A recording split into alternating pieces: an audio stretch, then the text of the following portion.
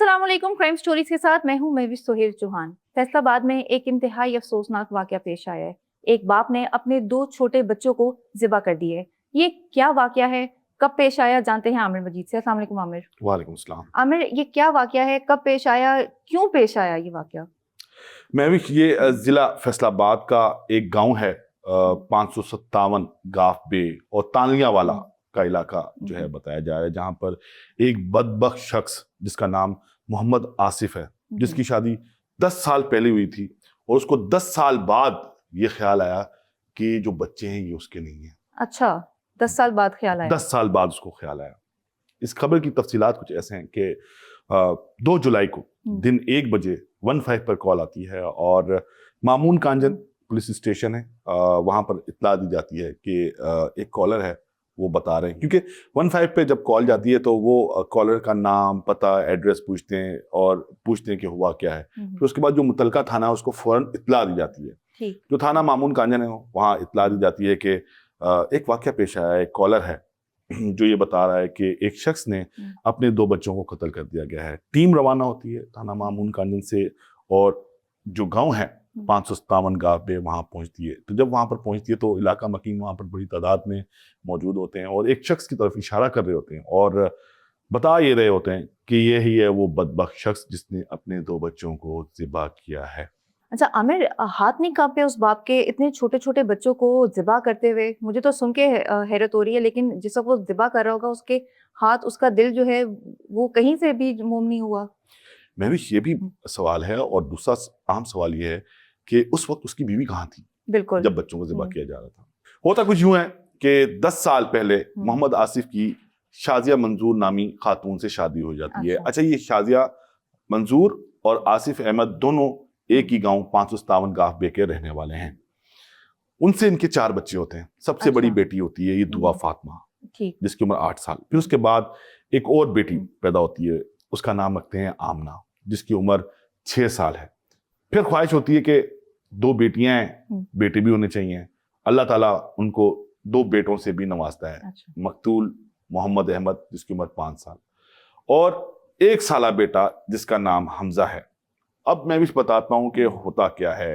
1 जुलाई को शाजिया मंजूर और आसिफ की लड़ाई होती है। लड़ाई किस बात पर होती है कि शाजिया मंजूर के किरदार पर शक करता है आसिफ और बारहा ये कहता है कि तुम्हारा किरदार ठीक नहीं है, तुम बैड करैक्टर हो। और बात करते करते इस नहज पर पहुंच जाती है कि आसिफ ये कहता है कि मुझे तो ऐसा लगता है कि ये बच्चे भी मेरे नहीं हैं।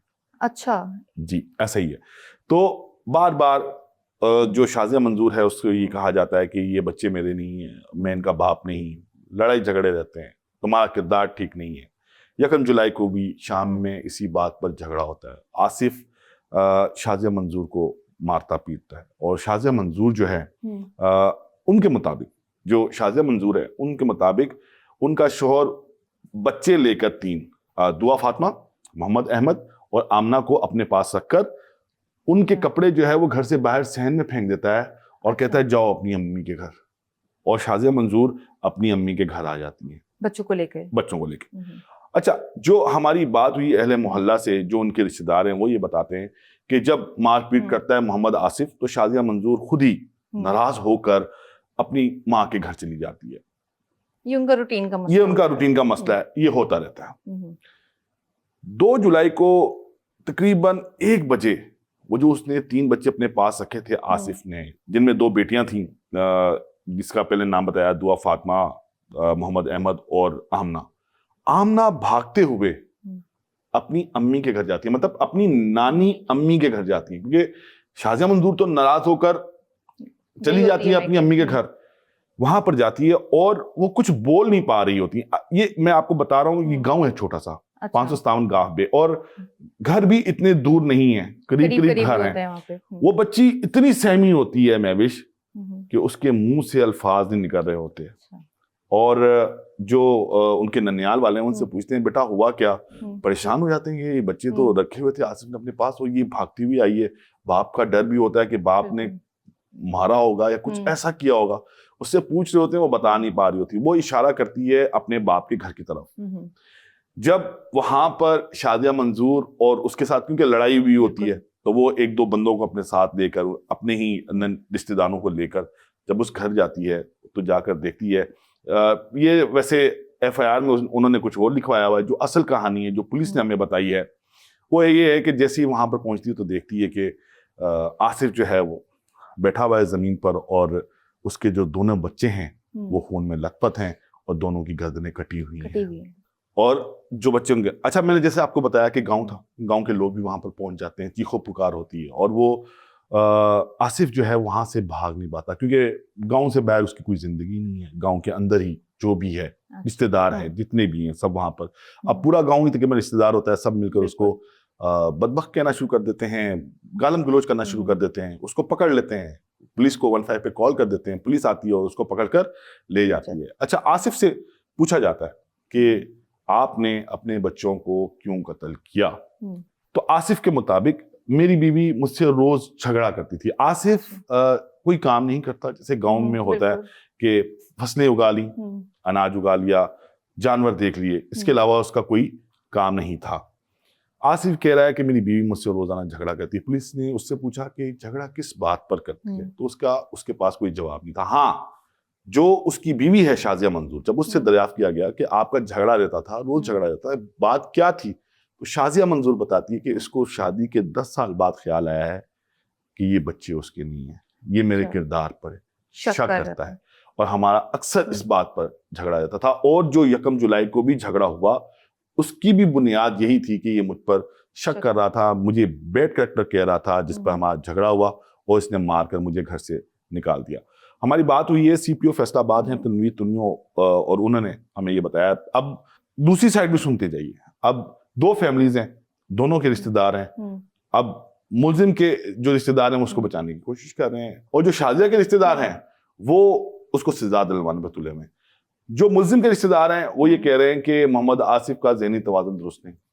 अच्छा, मतलब रहते गांव में है लेकिन जो सोच है और जो अकल है वो काम कर रही है कि उसको ज़हनी मरीज करार दिया जा रहा है। बात हुई हमारी सीपीओ फैसलाबाद, जिसका मैंने आपको पहले बताया तनवीर। ये सुनकर मुझे नूर मुकद्दम का केस याद आ गया कि उस पे भी इसी तरह कहा गया कि जो लड़का है वो साइकोलॉजिकली जो है वो ठीक नहीं है। मैं भी जो हम यहाँ पर बैठ के क्राइम स्टोरीज कर रहे होते हैं या जो फिल्में बनती हैं या जो ड्रामे बनते हैं, ये लोग जिनके पास इतना शौर नहीं होता कि इसका अंजाम क्या होगा, ये उसको आइडियलाइज कर लेते हैं और उसको उस तरीके को अपना लेते हैं। बिल्कुल। तो जिस तरह आपने कहा कि नूर मुकद्दम के केस में इसी तरह यहाँ पर उसको ज़हनी मरीज डिक्लेयर करने की कोशिश की गई। मैंने आपको जैसे पहले बताया कि हमारी बात हुई सीपीओ फैसलाबाद तनवीर तुनियो साहब से, तो हमने उनसे यही पूछा कि क्या मुलजिम का ज़हनी तवाज़ुन दुरुस्त नहीं है।